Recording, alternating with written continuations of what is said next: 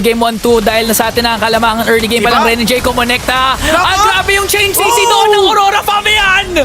Nawala sa mapa! Tatlong crowd control ang nilapag at hindi pa nga tapos si Domenkite! Death Sonata doon kay Yeskiel! Pero sa mid lane, gusto pa rin lumaban ng Aurora. Gusto nilang basagin yung Torre. Ito na yung pagpasok ni Demonkite! The ultimate shadow kill!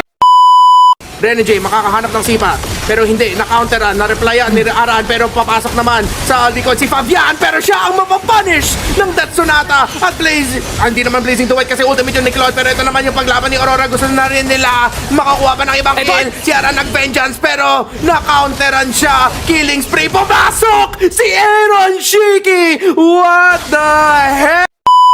Oy, grabe! Super Fafa, wala Si na. Demonkite may onting kasakitan dito, kinasan na natin yung Sanguine Claws. Aran pumasok with the vengeance. Edward din naman, umulti na. Nilapag na rin yung Circling Eagle. Demonkite! Sino makakakuha ng Lord dito? Unang tutumpa si Edward. Kapalit naman ni Aran tsaka Fabian. Naku mo, nagwawala na yung Aurora! Naka-double kill na! Wipe out! Domenkite at na-wipe out! Na-wipe out! Para kay Aran, but let's see.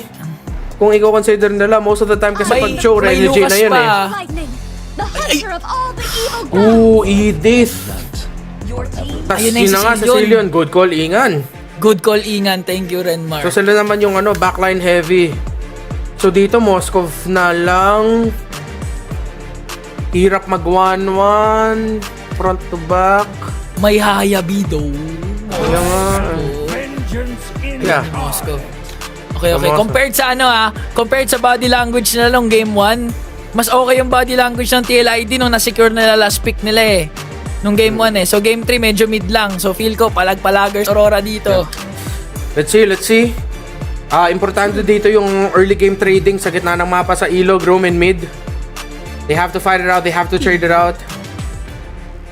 Tapos yung early rotation ni Demon, kahit kumakakuha siya ng level 4 na level 4 gank gamit yung ultimate niya either sa mid lane o sa kahit sa XP lane nga para makabuild lang kayo ng advantage bago mag-turtle eh. Pwede no. Obvious doon sa XP, pwede na lang gap ni Edward Edith.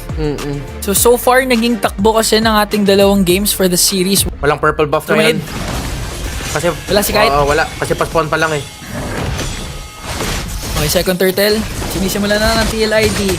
Kumonekta yung combo ni Edward kaso na-cancel with the Circling Eagle. Nilabas na rin niya yung kanyang Primal Rat. Binibigyan nila ngayon si Aran na nag-Infernal Pursuit. Mukhang tutumpa din sila pa Benata. Yung Spear of Distraction mo, Hero Chiki, hindi tumama. Tatlo yung nawala sa TLID at nakaisa pa nga si Ren and J.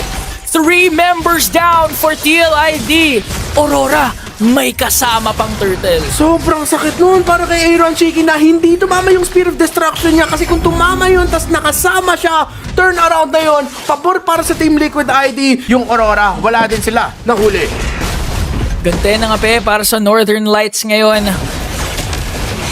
Very different compared to game 1-2 dahil nasa atin na ang kalamangan early game pa lang. Ren J kumonekta. At grabe yung chain CC doon ng Aurora Fabian! Nawala sa mapa! Tatlong crowd control ang nilapag at hindi pa nga tapos si Domenkite! Death Sonata doon kay Yeskiel! Pero sa mid lane, gusto pa rin lumaban ng Aurora, gusto nilang basagin yung Torre, ito na yung pagpasok ni Demonkite! The ultimate shadow kill! Nahuli doon si Witty at nakuha ng Aurora yung Torre sa gitna, lamang ang Aurora, walang kill pa ang Team Liquid! Ng TLID, dalawa kaagad ang kanyang na-secure na kill. Mid lane turret, tutumba. Sa bottom din naman, Domenkite kasama si Edward. Makakakuha na naman. Eto si Ren J, the hitman. Naku, binigyan na naman si Fabian. Wala nang galawan. Nakukuha ko sa'yo, dapat di ka na nag-retry. Nag-fury ka na lang kasi hindi mo kakayanan yung chain crowd control ng Aurora ngayon. 7-0 start for the Northern Lights. Comeback dahil burst type ang mid jungle nila. Ren J makakahanap ng sipa pero hindi, na-counteran, na-replyan, ni-araan pero papasok naman sa likod si Fabian pero siya ang mapapunish ng Death Sonata at Blaze. Hindi naman Blazing to White kasi ultimate yung ni Claude pero ito naman yung paglaban ni Aurora. Gusto na rin nila makakuha pa ng ibang kill. Si Aran nag-vengeance pero na-counteran siya. Killing spree, pumasok si Aaron Shiki! What the heck was that? Aurora ang lamang! Misclick ata yun, pero again, this is a game about punishing mistakes. Ganon ka in sync. Ngayon maglaro ang Aurora. Fabian! At mukhang tumama na naman kay Fabian! Oh! Yung guiding wind nandun, pero hinabol ng bala ni Domenkite. 8.5k gold lead, 9 minutes in, 12-1 ang score.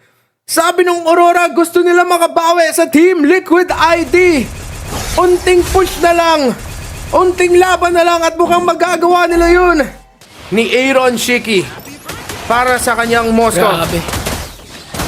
Yung mga sipa ni Delikado, Jay. delikado! Ngayon kumukonekta, pero teka, parang delikado dahil tumumba bigla si Domenkite.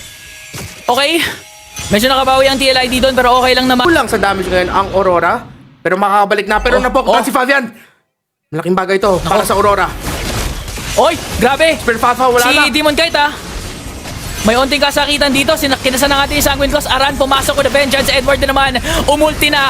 Nilapag na rin yung Circling Eagle. Demonkite! Sino makakakuha ng Lord dito? Unang tutumpa si Edward. Kapalit naman ni Aran tsaka Fabian. Naku po, nagwawala na yung Aurora. Oh! Naka-double kill na. Wipe out! Domenkite at na-wipe out! Na-wipe out! Yung world number 2! Aurora! Mukhang endable na! May minions sila sa gitna! Butas ang base ng TLID! Katulad ng sinabi ni Fabian, I want to solo kill you! Sabi ng Aurora, Team Liquid ID, I want to make Maui you!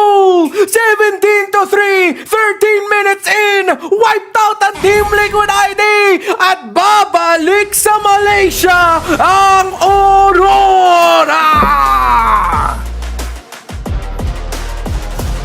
Aurora team to qualify for the challenge finals. Walang iba